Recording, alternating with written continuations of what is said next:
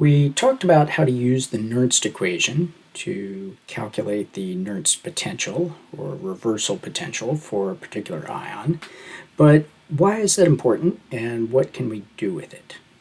So if we think about a cell membrane, and so draw on our cell membrane and label the outside, inside, and let's say we want to predict which way chloride will move across the membrane through an open ion channel. So here's our ion channel, and typically have a higher chloride concentration outside than inside. So let's just say it's 120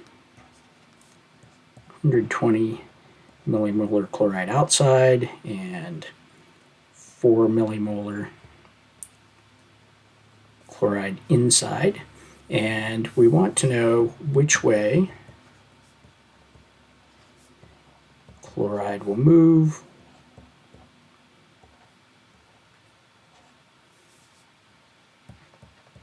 through an open channel if the membrane voltage is equal to minus 75 millivolts. In order to answer that question, we need to calculate the Nernst potential for chloride. And so let's start by doing that. We know that Nernst potential for chloride equals RT over ZF, natural log of the chloride concentration outside divided by the chloride concentration inside equals 8.314 joules per Kelvin per mole times, we need to know the temperature. Let's say we're talking about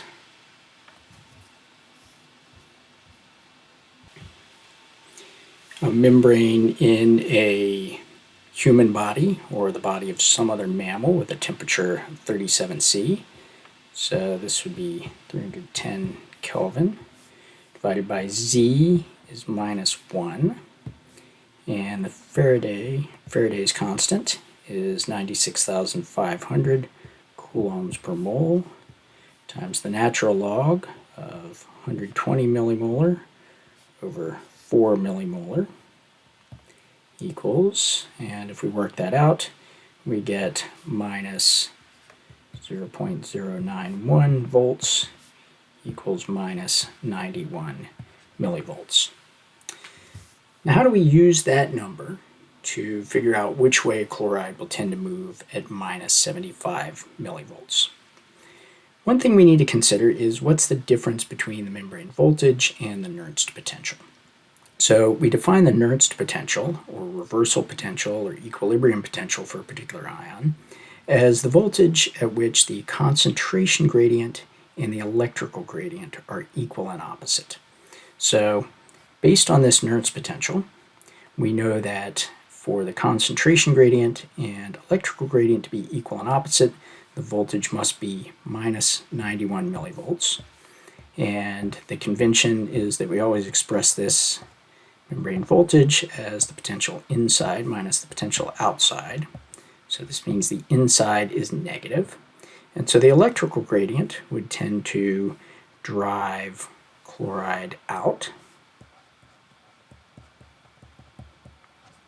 And the concentration gradient would be equal and opposite, driving chloride in. I didn't draw that arrow very smoothly and neatly, did I?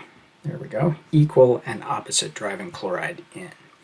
That's if the voltage is minus 91 millivolts. And that tells us that in order to balance out this 30-fold concentration gradient, we need an electrical gradient of minus 91 millivolts. So is minus 75 millivolts strong enough to balance out the concentration gradient? The answer is it's closer to 0 than minus 91, so no, it's not. So that minus 75 millivolt concentration gradient, instead of being equal and opposite to the concentration gradient is smaller.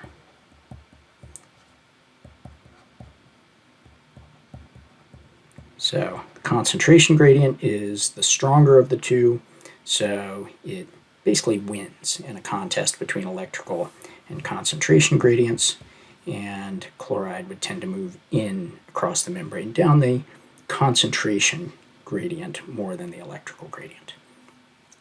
So we can then ask, which way will chloride move?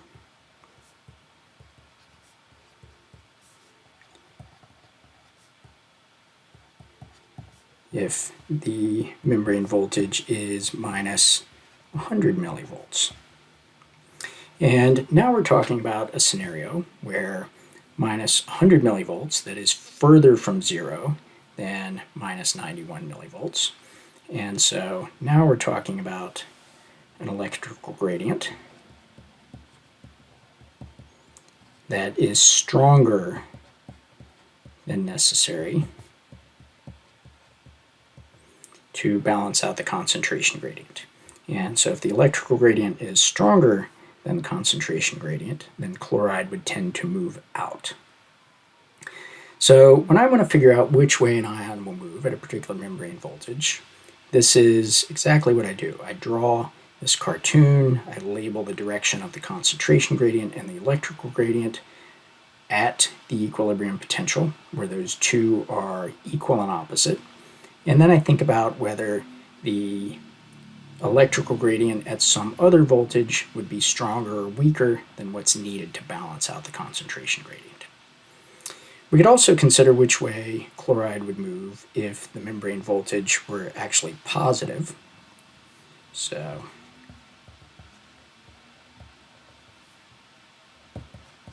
which way if membrane voltage is, say, plus 30 millivolts.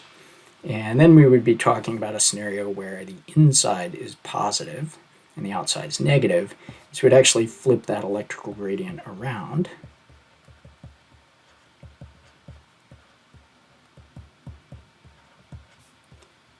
And so now the concentration gradient would be driving chloride in, and so would the electrical gradient. And so certainly chloride would move in under those circumstances. There is another way to think about this, and that's to consider that if there are lots of chloride channels open at one time, and the conductance of the membrane for chloride is very high because all those channels are open, then chloride will move down its electrochemical gradient through those channels in a way that brings the membrane voltage closer to its equilibrium potential. Kind of like at the peak of an action potential, lots of sodium channels are open all at once. Sodium moves across the membrane in a way that brings the membrane voltage closer to the Nernst potential for sodium. And so the ion will always move in a direction that brings the voltage closer to its equilibrium potential. So if we're talking about starting at a membrane voltage of minus 75 millivolts, in order to get to minus 91 millivolts, chloride is a negative ion. It would be moving in order to make the membrane voltage more negative. If we start at minus 100 millivolts to get to, messing up my color coding here, if we start at minus 100 millivolts to bring the membrane voltage closer to minus 91 millivolts, a negative ion like chloride needs to move out in order to make the membrane voltage slightly more positive. And if we're talking about greatly increasing the conductance for a particular ion, then that ion would tend to dominate and set the overall membrane voltage temporarily, while the conductance for that ion is very high. So that explains how we can apply the Nernst potential in order to predict the movement of ions across membranes. And practically speaking, in most cells, the potassium has the most negative equilibrium potential. Sodium has the most positive equilibrium potential. And so over the range of voltages where that cell operates, potassium is always going to move out across the membrane. Sodium will always move in, but some ions such as chloride could potentially move either way depending on the membrane voltage. And so we need to know how to apply the Nernst equation in order to figure out which way a particular ion will move.